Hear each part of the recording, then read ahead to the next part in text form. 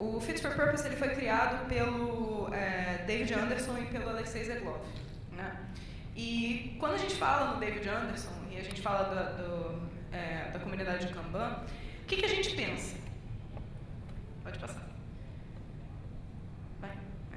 A gente pensa em limitar o WIP, a gente pensa em lead time, a gente pensa em fazer o CFD para saber onde é que estão os gargalos do sistema, a gente pensa em melhorar o fluxo, a eficiência do fluxo, a gente pensa em trabalhar eficiência, a gente pensa em reduzir tempo de espera, certo?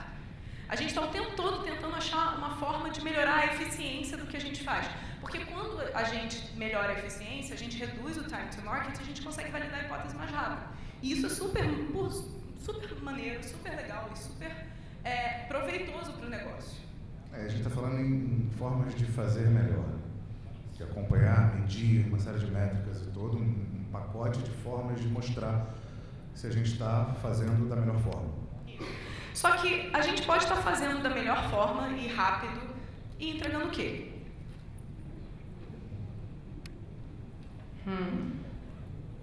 Essa provocação é importante e ela é interessante também, porque eu vou passar porque faz todo sentido, né? Basicamente, assim, tudo que o Kanban e todas as métricas que a gente conhece, pratica e aprende sobre, elas visam direcionar a gente para poder ter a certeza de que a gente está fazendo a coisa da melhor forma. Mas, não necessariamente elas apontam para a gente se a gente está fazendo a coisa que a gente devia fazer, a coisa mais certa que a gente devia fazer. Então, eu queria fazer uma pergunta, é uma imagem forte, eu já adianto para vocês, mas eu queria perguntar para dentro das pessoas aqui, quem é que conhece essa criatura aqui? Vocês podem levantar a mão, quem conhece? Legal, bacana. A pergunta é, de vocês que conhecem, quem realmente usou isso aqui? Olhem em volta. Olhem ao redor. Olha que interessante. E das poucas pessoas que usaram, quantas gostaram de usar? Efetivamente falava, puta que pariu, essa é a feature que eu queria. Esse clipinho faz o que eu precisava. Isso resolveu o meu problema de verdade. Resolveu o meu problema. Agora eu sou uma pessoa melhor, mais produtiva, mais capaz por causa do clipinho.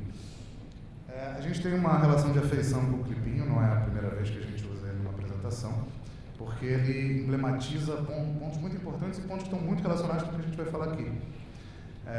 Porque ele mostra o seguinte, certamente o time, a equipe que foi designada, separada para construir o clipinho, tinha métrica, estava orientada a fazer da melhor forma, buscava o caminho para conseguir entregar o que estava proposto a ser entregue e saiu isso. Saiu o clipinho, que não necessariamente atendia ao propósito das pessoas que usavam. É importante a gente lembrar, gente, que o clipe, ele era o rudimento da inteligência artificial, certo? Porque você colocava o que você queria descobrir, ele conectava e descobria qual era a funcionalidade que atendia aquela sua necessidade. Então, vocês imaginam o esforço que foi esse time fazer isso, certo? Quantas possibilidades diferentes, quantos casos de uso, quantos fluxos de exceção a galera teve que criar para poder atender isso. Pois é, e o barato aí é o seguinte, legal, né? Você com métrica está seguindo certinho com a certeza de que você está fazendo da melhor forma. Mas assim, seria interessante se a gente conseguisse ter algum tipo de apoio, ou de estrutura, ou de framework, algum método, alguma maneira de garantir que a gente estivesse sabendo a melhor coisa a ser feita, e não a melhor forma de fazer a coisa. Não é fazer certo alguma coisa, como a eficiência prévia, e sim fazer a coisa certa, e de fato está pensando em eficácia, não em eficiência. Então, daí a gente, dada a leitura, a gente sabe que tem um framework, a gente conheceu o Fit for Purpose. Ele foi lançado no finalzinho de 2017, um livro do David e do Alexei, e a gente, que já estava lendo, como ela falou no começo, ela falou, bom, legal, a gente tem maneiras de evitar o clipinho, e aí a gente começou a mergulhar um pouco mais fundo no framework. E assim, começando, é importante sinalizar o seguinte, ele tem uma série de aspectos que ele cobre, e inicialmente ele prega que todo produto ou serviço, ele necessariamente tem 3 etapas.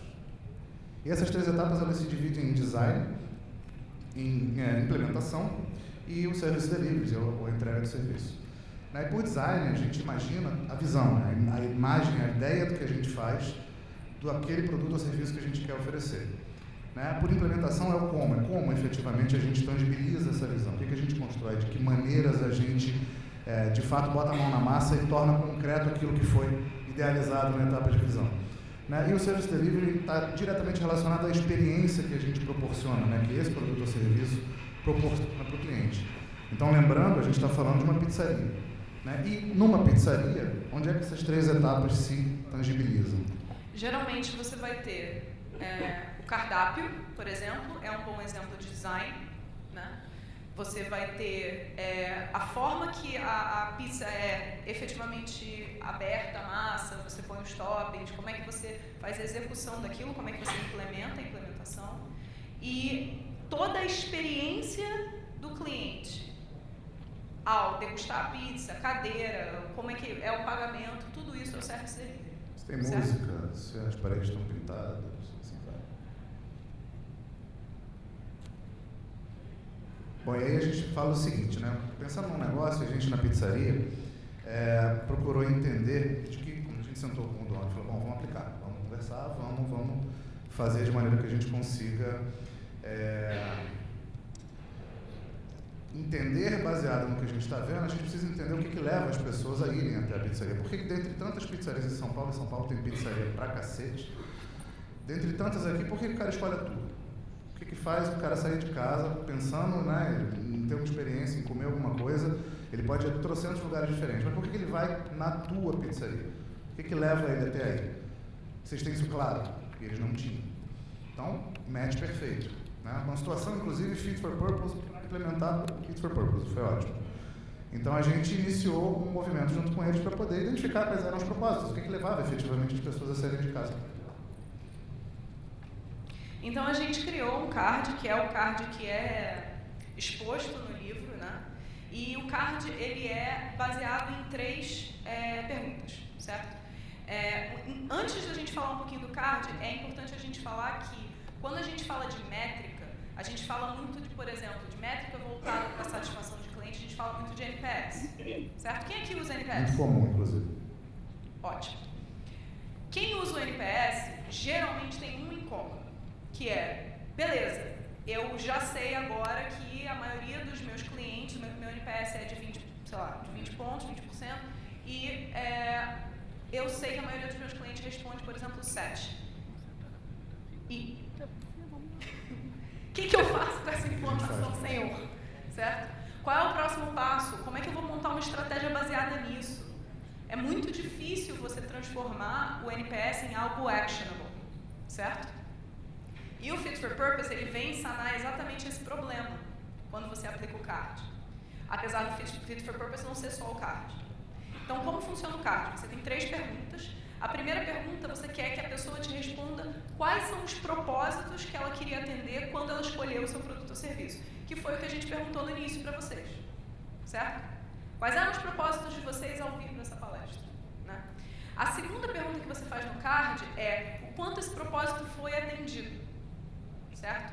Onde 5 cara, superou as expectativas, e 0 não consegui tirar nada de bom disso, certo? E a parte realmente actionable vem agora, que é, me explica por que você deu essa resposta na segunda pergunta. Porque isso vai trazer narrativas pra gente. Isso vai trazer contexto pra gente. E essas informações fazem com que a gente consiga derivar a estratégia. Acrescentando o match que a gente busca a partir do momento que a gente tem as respostas do card, esse é um card real, uma resposta real do card da pizzaria que a gente fez. Quando a gente inicia pelo propósito, começa pelo porquê, fica mais fácil a gente entender todo o destino que a gente vai ter, toda a aplicação que a gente pode dar com as respostas que vão chegar, porque a gente tem ao mesmo tempo a possibilidade de entender se o propósito dele está atendido, ele está feliz. A gente vai ver isso na sequência. Se ele não está bem atendido, ele vai conseguir ajudar a gente dizendo por que ele ajuda o negócio. Isso o framework é extremamente alinhado com a necessidade de business agility, porque você consegue manobrar o seu negócio, a direção dele, para conseguir garantir que você está atendendo a quem te procura pelo motivo certo, e não porque você tem um match de sorte. E aí, assim, volta não, por favor. O card, né, como ela falou, ele passa pelos três pontos, né? Primeiro, identificar o propósito, segundo, entender qual é a relação de experiência do cliente com aquele propósito, com aquilo que levou ele até lá, e por último, alguma informação adicional em forma de narrativa que ajude a gente a entender o que a gente pode fazer. E aí a gente, né, pediu para que o pessoal do atendimento, o pessoal do salão, entregasse o card junto com a conta, porque a gente já tinha experiência acontecendo nesse momento. Existem outros cenários onde faz sentido botar no começo, enfim, dependendo do que você vai medir. O que fazia sentido no negócio que a gente estava atuando era depois. E aí a gente tabula, né? Naturalmente, a gente tem esse como um item do framework, que é o Fit for Purpose Card, e da soma dos Fit for Purpose Cards, a gente passa para o score. Box score é a medição, é a tabulação, é o resultado da tabulação daquilo que a gente mediu. Então, e ele é lido, e é interessante porque, assim, rapidamente, ele é lido da direita para a esquerda. Né? Afinal, é a galera do Kanban, né? Exatamente. O Chico vai saber disso, né? Então, pessoal, 193 é o número de cards que a gente ofereceu no período que a gente avaliou. 25 foi a quantidade de clientes que responderam ao card. Essas 25 pessoas somadas reportaram 44 propósitos, não necessariamente 44 propósitos diferentes, mas 44 marcações de propósito, porque a gente, né, deixou livre o primeiro campo, ele não era uma marcação impositiva, exatamente para a gente poder colher deles o que a gente queria. Né, e daí a gente entrou na parte quant e aí a esquerda pega a parte qual, né? Essa razão aí entre três quebras, né, 91, 90, ela é percentual. Né? O somatório vai dar 100 e a gente enquadra dentro daquelas notas, vocês devem lembrar que é de 5 até 0. Então, todo mundo que votou 2, 1 ou 0, a gente entende que tem uma experiência, um nível de atendimento ao propósito, né, de preenchimento do propósito negativo, a gente agrupa como um negativo. Os neutros estão no meio do caminho, é a soma de todo mundo que votou 3, e os positivos são a soma dos 4 e 5. O que a gente vê por aqui, inclusive, é que o Sojourner tem uma belíssima reputação, um belíssimo match entre... O Sojourner não é a nossa pizzaria favorita à toa. Não é à toa. Então, eles têm um nível já natural de atendimento muito bom, mas não significa que não haja espaço para melhorar. Para vocês terem uma noção, quando a gente vai lá, e não é só a gente, tá? Não é porque a gente é um floquinho de neve especial. Quando a gente vai lá, o garçom sabe o nosso nome, sabe qual é a nossa pizza favorita, sabe qual recomendação vai fazer para ele, porque eu sempre vou comer a mesma, e já coloca os azeites, tipo o azeite com alecrim para mim e o azeite com alho para ele.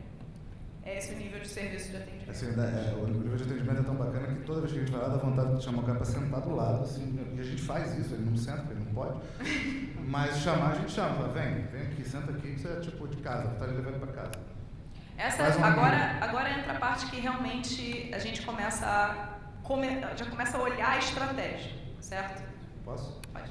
Se vocês lembrarem, olhando para a linha de baixo, é exatamente o resumo que a gente colocou lá. A questão é que a gente fez o drill aqui e abriu pelos propósitos. Vocês lembram que foram 44 sinalizações de propósito? Elas não necessariamente são independentes entre si, não são 44 propósitos diferentes, mas sim 44 sinalizações, que agrupadas, elas se colocam dessa forma aqui.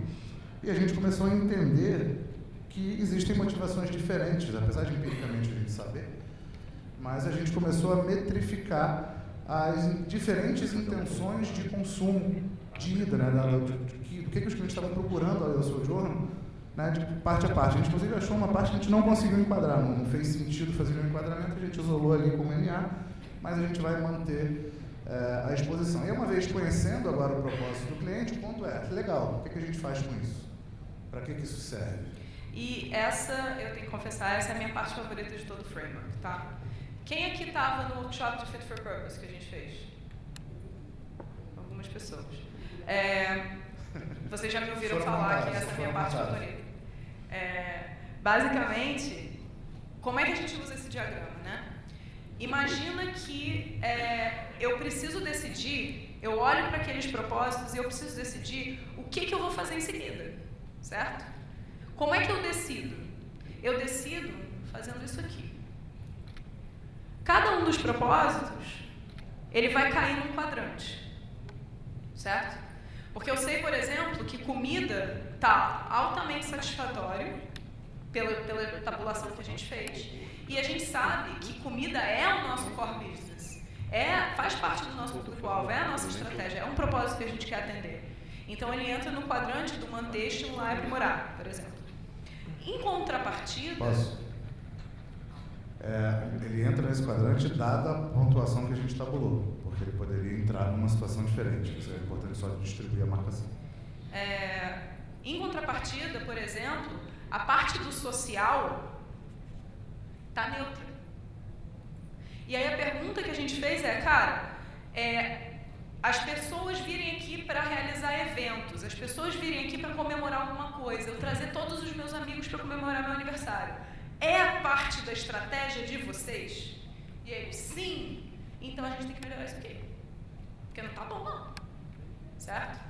As pessoas estão elogiando muito a comida, as pessoas estão elogiando muito o atendimento, muito o ambiente, mas elas não estão trazendo os amigos para cá para comemorar, para ver futebol, para, enfim, fazer evento. Então, a gente precisa achar um jeito de melhorar isso. E uma coisa muito legal é que quando a gente coleta e tabula os cards, a gente tende a ficar meio fechado no que o card está te falando, certo? Mas a gente identificou que tinha um item que não estava aqui em lugar nenhum, que eram as sobremesas. No cardápio do Sojourn, tinha umas sobremesas mega cheia de sacanagem gourmet. Quais eram as sobremesas? Era assim, tiramisu de doce de leite argentino com não sei o que lá. Essa foto é real, tá? É uma mousse de chocolate, confite, não sei o que, aquilo ali em cima espetado é bacon. Então, assim, bacon. Real, gente, isso é foto real. Eles tinham 8 sobremesas e nenhuma referência à sobremesa tinha aparecido em nenhum card. E aí a gente ficou com a pulga atrás da orelha e virou e falou assim, meu amigo, como é que tá a sua venda de sobremesa? Aí a gente assim, eita, tá. E quanto você está tendo de desperdício por causa disso? Pô, o desperdício está muito maior, porque ele tinha que estocar, ele tinha que deixar preparado. Então, o desperdício era muito maior do que com os outros produtos. Certo? E a gente falou, bom, a ausência de feedback também é feedback, né? Um outro aspecto interessante que o framework também indica é a questão da segmentação. E aí, assim, existem negócios que, se não encontrarem o segmento correto para atuar ou a hora certa de rever a própria segmentação, eles não prosperam ou acabam ou morrem.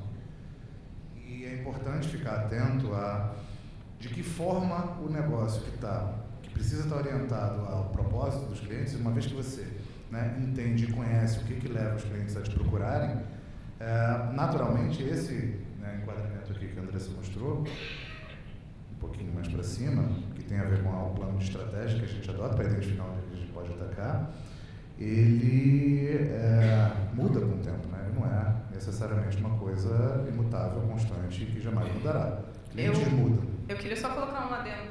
Um dos itens que vocês viram ali é a localização. Eles tinham promoções para quem era vizinho. Aí a gente virou e falou assim, para que vocês estão fazendo essa promoção? Localização é uma questão para vocês?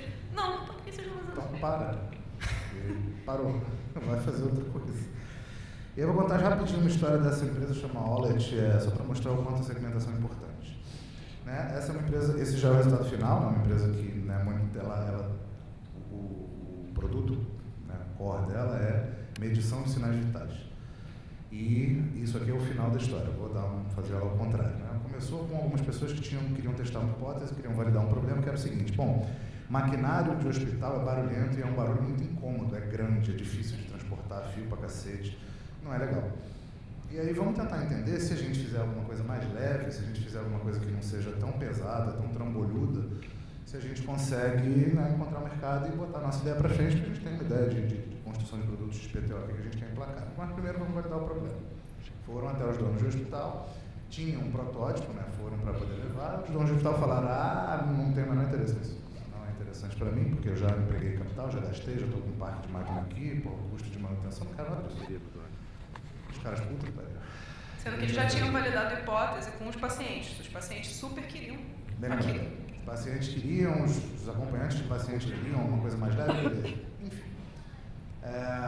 Uma vez que eles voltaram, falaram, bom, a gente vai ter que fazer de uma outra forma, vamos tentar achar outro segmento, porque isso que a gente imaginou não vai funcionar, a gente não vai conseguir levar o negócio para frente, o funding vai acabar, enfim. Beleza. E aí eles começaram fizeram algumas pesquisas e chegaram a identificar que pais de recém-nascidos tinham muito interesse nisso. E aí eles foram mostrar para os pais de recém-nascidos e falaram, cara, imagina só se a gente conseguir te entregar uma medição de sinal vital para o teu filho recém-nascido, que você consiga acompanhar via aplicativo, por exemplo, que é mais ou menos para onde eles acabaram indo. Os caras falaram, cara, compra aqui, eu compro o protótipo, eu compro o que você me botar na frente, porque assim, cara, de longe, em casa, eu posso acompanhar a qualquer momento, se der um problema, toca um alarme, o celular está sempre comigo. Sensacional, esse troço foi feito para mim. Diferente da primeira ideia que eles tinham. Então, se eles insistissem no segmento errado, esses caras não estariam onde estão hoje, eles são grandes lá fora. Então, segmentar é sempre importante. Agora, segmentar por segmentar não serve para nada. Você precisa entender por que e como você vai fazer. Para isso, você precisa ter um norte. Aí, o norte é o propósito dos clientes. Então, o que a gente fez para o Sojourner, né? A gente identificou, em relação aos propósitos, onde estavam os segmentos e as personas. A gente construiu personas para eles, baseados nos propósitos e nos segmentos que a gente tinha identificado. E o que a gente viu foi que comida, todo mundo, certo? Não é uma pizzaria. Mas ambiente e atendimento, eles ficavam muito próximos de uma persona, que era uma persona voltada mais para ter aquela coisa de comfort food, certo? Já a parte de social, bebidas e eventos, era uma outra persona, era um outro tipo de pessoa que ia lá, certo? E, pode passar? E a gente começou a perceber que a gente estava servindo melhor uma persona e não tão bem a outra, certo? E a outra coisa que a gente identificou é que as sobremesas não estavam em lugar nenhum. E daí a gente constituiu as personas que a gente queria, né, a partir do agrupamento de propósitos. A gente constituiu e falou, bom, Sandra e Paulo existem e eles têm motivações distintas para ir ao mesmo lugar. Então, como é que a gente faz? E aí, assim, quando a gente olha também, né, com base no framework, o framework apresenta o que ele chama de critério de aderência ou fitness criteria, que é a marcação que está ali. Ele diz que é o seguinte, ele apresenta critérios dos mais comuns que motivam clientes a consumirem um produto ou serviço. E eles basicamente se dividem em 3 grupos, né? Um aspecto de tempo, outro no aspecto de qualidade, outro no aspecto de segurança e conformidade. Quando a gente fala sobre nuances em relação a time to market que você precisa ter, você pensa numa pizzaria, a gente pensa na duração, a gente tem que pensar na experiência como um todo do cliente. Tem um exemplo, né? Isso pode ter N desdobramentos, mas no caso do Sojourner, a gente pode imaginar, por exemplo, os times, por exemplo, aquele lugar onde a conta demora para chegar, a comida demora para chegar, o garçom demora para vir, você demora para achar lugar, demoram para limpar a mesa do cliente anterior que saiu. Isso tudo, de alguma maneira, afeta a tua experiência de duração. Né? Ou se você está dentro junto com amigos comemorando, no caso o Paulo, um cara que é mais voltado para evento, e aí se você tem, por exemplo, os garçons meio que te estimulando a acabar logo porque tem mais gente lá fora, está na fila, isso tudo, se não bem atendido, incomoda e leva o cara a falar, puta, eu não quero aqui, eu quero um lugar que respeite isso, minha necessidade é essa. E a grande questão aqui é quais critérios são critérios decisivos para você atender o propósito do cliente. Porque, por exemplo, para o Paulo, que é o cara que quer ir lá para evento, duração é uma questão. Se ele for enxotado, ele não consegue aproveitar o tempo de happy hour dele, por exemplo. Certo? Agora, para a Sandra, se ela conseguiu comer e o restaurante está cheio, para ela, o garçom virar e falar assim, já terminou, eu posso trazer a conta? Talvez não seja um problema. Exatamente. Então, você tem para uma persona um critério de fitness e para outra persona não necessariamente o mesmo critério vai se aplicar. Pegar a Sandra, por exemplo. Imagina que a Sandra tem um compromisso 1 hora depois do momento em que ela chegou na pizzaria para comer. E ela já conhece a pizzaria, ela sabe que se ela pedir uma pizza, a pizza vai chegar em 20 minutos.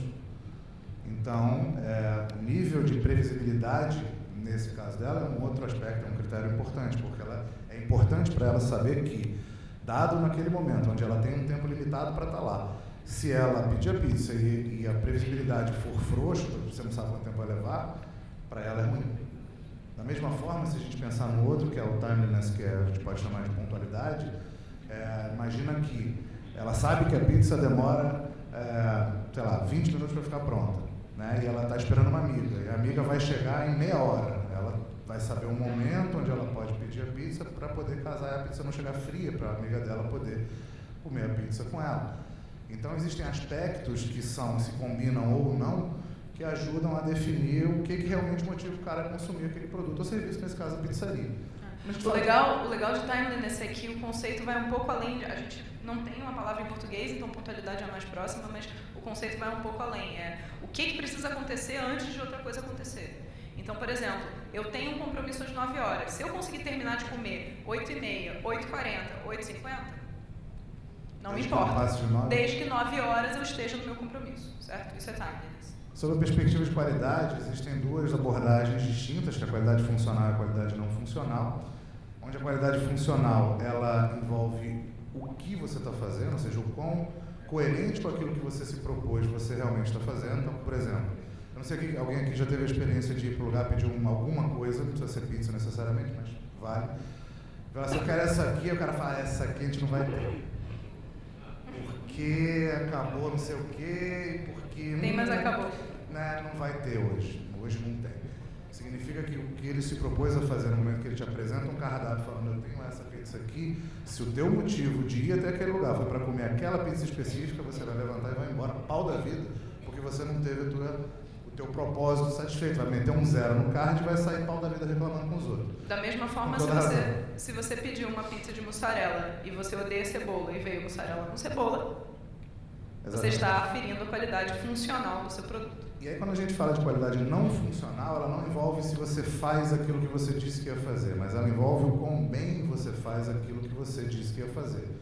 E isso está mais perto, por exemplo, a sua massa está crocante, a pizza é fina. Se você pediu massa fina, veio gostosa, bem temperada, a calabresa é de qualidade, o queijo está fresco, as folhas estão murchas, envolve o requinte, o refinamento de fazer bem feito aquilo que você se propõe a fazer. E aí a isso a gente chama de qualidade não funcional. Em software, se eu não me engano, é meio parecido também. Então, assim, e segurança e conformidade é meio óbvio, né? Ainda mais nesse cenário. Precisa estar em conformidade com vigilância sanitária, o ambiente precisa ser higienizado, precisa ter asepsia, a loja precisa ter alvará. Eu não posso deixar meu cliente dodói. Para a gente não ter a sensação que a gente está num lugar clandestino, coisas do tipo, entendeu? Uma coisa legal é que a gente estava conversando com o David Anderson 2 semanas atrás. Bem lembrado. E ele falou que vai surgir um novo bracinho na próxima edição do livro. Aí a gente ainda não sabe qual é o nome que ele vai dar, né? Porque a capacidade pessoal... A comunidade de campanha é ótima para dar nome, só que não.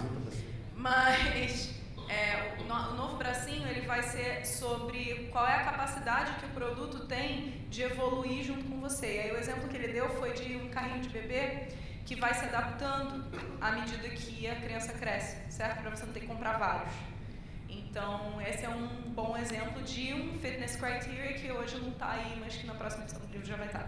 Tem umas sandálias também que, à medida que a pessoa vai crescendo, elas vão alargando, você pode usar ela por mais tempo. Ele chegou a dizer uma sugestão de nome, mas eu confesso que eu não lembro. Eu acho que era customização, mas eu acho que ele ainda está fechando. Algo assim. Você? Nubank. Nubank é um exemplo interessante de uma empresa que, mesmo sem conhecer o framework, ela se propôs a ser fit for purpose desde o começo. Porque ela não pegou no momento em que ela, primeiro, não abriu um portfólio de serviços, né, como tem hoje, principalmente para começar. Ela mirou especificamente num tipo de necessidade e foi procurar fazer ela da melhor maneira possível. Então, o Nubank, ele é um exemplo de orientação a empoderamento, acima de qualquer coisa. O que eles queriam era atacar um segmento, lembrando de segmentação, atacar um segmento onde atacar a dor da falta de capacidade de controlar e gerir a própria utilização do cartão. Quem aqui é cliente no Nubank? Beleza. Aí, quando vocês escolheram ser cliente no Nubank, qual era o propósito de vocês? Provavelmente rodava algo em torno de eu quero ter mais liberdade, eu quero ter mais transparência, eu quero ter mais controle sobre o que eu gasto, certo? Então, quando a gente fala de uma organização orientada ao propósito, a adequação ao propósito, a gente está falando exatamente disso. E quanto mais aderente ao propósito dos clientes for a organização, mais fit for purpose ela vai ser, mais sucesso ela vai ter. Perfeito. E o fato da quantidade de mãos que levantaram quando ela fez a pergunta fala alguma coisa. Tem um outro slide que fala por si só também. E assim, não à toa, esse é só um exemplo de continuidade de que esse tipo de estratégia, buscar colocar o propósito de uso do cliente na frente, dá resultado. Dá resultado. Não é algo só empírico e não é algo só bonitinho para você poder dizer. Não é só abraçar a árvore. E aí tem métrica. Essa parte de métricas eu particularmente curto por causa daquela questão de que o que você não mede, você não gerencia, né?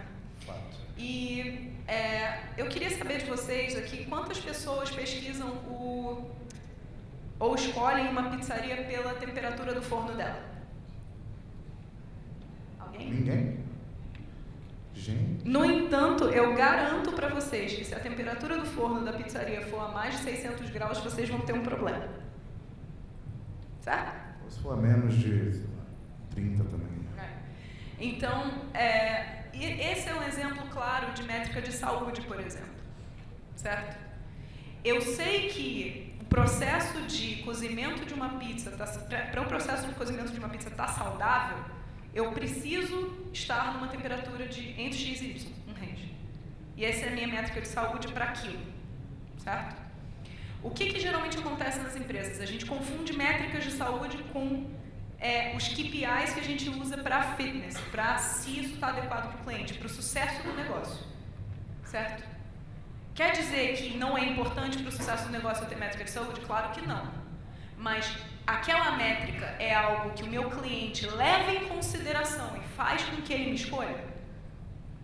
Se não, ela é uma métrica de saúde e eu devo acompanhar ela.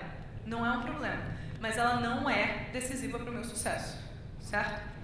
Então, quando a gente está trabalhando com Fitness Criteria, por exemplo, o número que você gera, a tabulação que você gera com o Fit for Purpose Cards, ela é um critério de fitness. Tipo, ela gera os critérios de fitness para você. Você começa a enxergar os propósitos e você começa a entender quais são as métricas por trás desses propósitos. Vocês lembram que em um card saiu temperatura do forno. Não faz sentido. Mas, por exemplo, qual é o sabor da comida, quão boa a comida tá, certamente é um critério de fitness para as pessoas escolherem a pizzaria, certo? Então, a gente deveria estar metrificando as coisas que realmente fazem diferença para o cliente me escolher. Se tempo, por exemplo, aí são aqueles 3 exemplos que o Duba mostrou. Se tempo é um critério de fitness, por exemplo, para um fast food, eu tenho que manter isso em mente para poder garantir que eu estou atendendo o propósito do meu cliente, certo?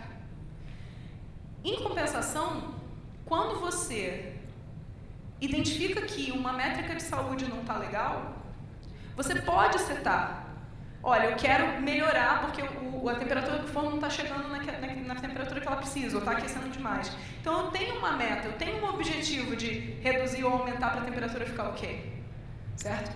Eu tenho uma métrica de saúde que me diz assim, eu sei que o meu cliente não vem aqui por causa do tempo. Não é um fast food, que é o caso do Soju. Mas eu sei que se eu levar mais de 10 minutos entre entrar o pedido e a pizza chegar na mesa do cara, eu começo a impactar todo o sistema. Certo? Então isso não é uma métrica de fitness, mas é uma métrica de saúde. E digamos que esses 10 minutos agora viraram 20. Então eu estou engargalando o sistema e estou deixando de atender os meus clientes. Por causa disso, como consequência. Então eu coloco um Improvement Driver, que é uma meta para melhoria, certo? Beleza.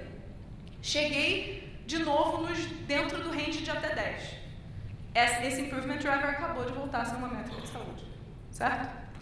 Por último, a gente tem as métricas de vaidade. O que é uma métrica de vaidade? Eu tenho 1 milhão de followers no Instagram. Mas isso é crítico para o meu negócio? Isso é uma coisa que eu consigo identificar qual é o impacto na saúde do meu negócio por causa disso? Se não, é uma métrica de vaidade. Só que a gente não pode também descartar a métrica de vaidade como algo sempre nocivo. Às vezes você vai virar para o seu time e falar assim, gente, vocês têm noção que a gente impacta 1 milhão de pessoas todo mês? E que a gente tem a oportunidade de mudar a vida dessas pessoas? Você está usando uma métrica de vaidade de uma forma positiva, certo? Então não descartem as métricas de vaidade, só tenham consciência de que elas são de vaidade. Deixa eu só colocar 2 pontos importantes em relação à métrica e ao case que a gente está trazendo. A primeira coisa importante é que, assim, é legal como informação adicional que eles tinham mais posts no Instagram do que consumo de sobremesa. Posts sobre, com foto da sobremesa. Significava que eles falavam, bacana, mostravam, tal, mas não consumiam, o que não adianta muito para o negócio.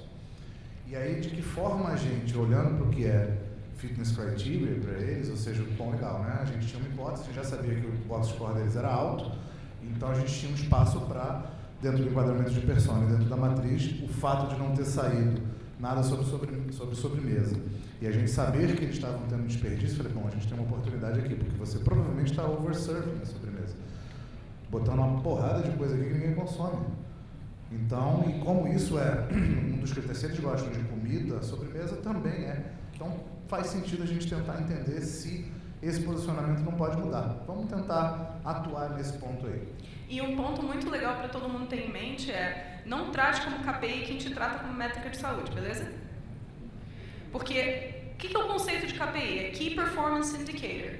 É um indicador-chave de performance. E aí o primeiro ponto é, se não está conectado ao propósito do cliente, ele impacta diretamente a sua performance? Diretamente, não. Certo? Indiretamente, talvez. E se são mais de, 5 indicadores, é chave. Se eu estou olhando para um painel com 40 indicadores, são 40 indicadores chave? Geralmente não. Certo? Então, tenham, por favor, isso em mente sempre quando vocês forem olhar para métricas. Mas e as sobremesas, como o Duba falou? O que a gente faz com o lance das sobremesas que eles estavam investindo tanto esforço, fazendo tanto post no Instagram e no final das contas não estavam dando retorno? A gente virou para eles e falou assim, cara, vocês têm chocolate aí? Porque a gente tinha uma hipótese, né? A gente tinha a hipótese de que o problema não era que as pessoas não queriam comer doce. O problema era que o propósito das pessoas ao chegar lá não era comer mousse, era comer pizza, certo? E pizza vem em todos os tipos de sabores, inclusive doce. Então a gente resolveu testar essa hipótese, porque podia ser que o propósito não estava aparecendo na pesquisa simplesmente porque ele não foi estimulado, certo? Então a gente virou para eles e falou assim, beleza, vocês topam fazer uma semana de teste? Vocês fazem pizza doce de chocolate e de banana? No momento que eu falei isso, eu senti que a pessoa queria arrancar minha cabeça fora. Porque pensa, é uma galera mega gourmet que foi pesquisar receita na Itália. Mousse de chocolate com bacon. Então, assim, basicamente eu tava, tipo, você pode fazer um pé sujo aqui, sabe? E eles foram resistentes, mas toparam fazer o teste de hipótese. Em uma semana, a venda de sobremesa sem estar no cardápio, ela só era oferecida da seguinte forma. O garçom, na hora que que o cliente ia pedir a conta, o garçom virava e falou assim, você quer uma sobremesa? A gente tem banana e tem chocolate. Certo? A venda de sobremesa em uma semana levantou 10%, certo? E aí a gente ligou, né? Tipo, e aí, como tá? Aumentou 10%. E a gente via na voz assim, full pistola. E a gente, poxa, que legal. Beleza. E aí a gente foi lá recentemente, foi uns 3, 4 meses depois, e a gente foi olhar o cardápio. Que bonitinho. Pode passar assim? Eu queria mostrar para vocês a Portofino. A Portofino agora é a minha pizza doce favorita.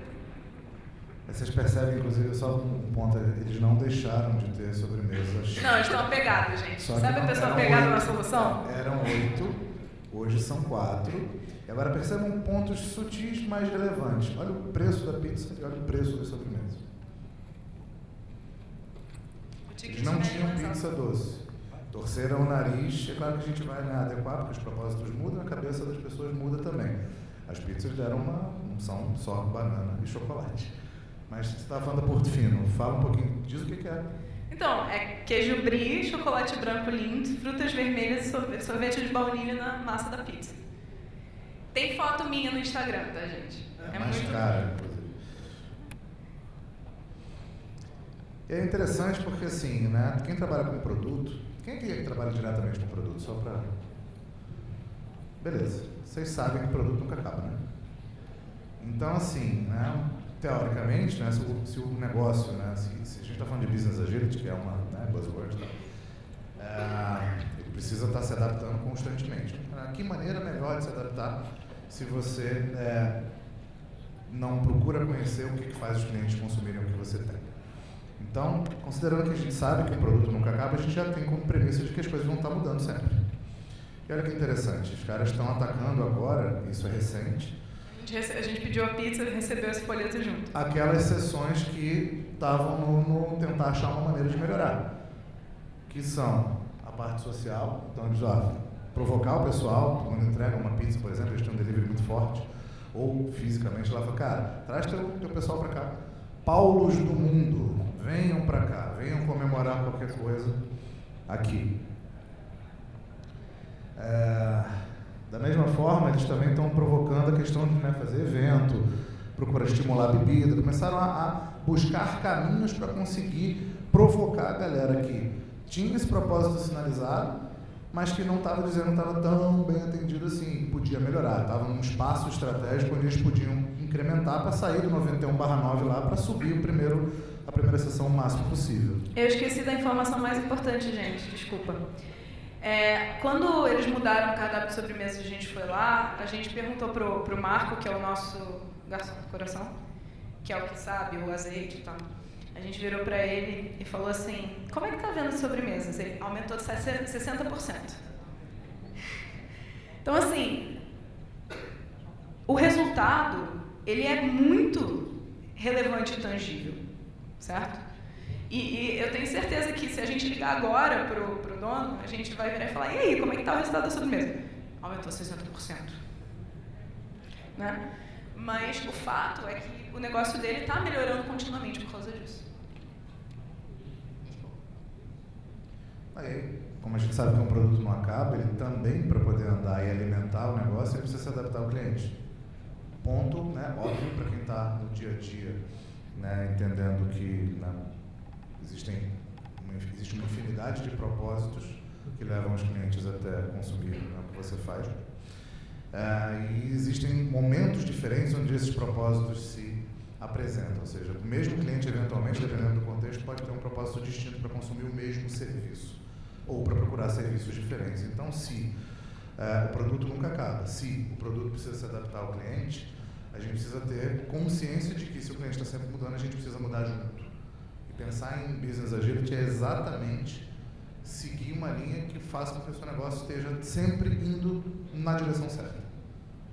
Então, assim, o framework apoia muito a questão do fazer a coisa certa, porque a gente já tem muito conhecimento sobre como fazer certo a coisa que a gente quer fazer. A gente ganha muito mais quando a gente faz a coisa certa do jeito certo. Muito obrigado.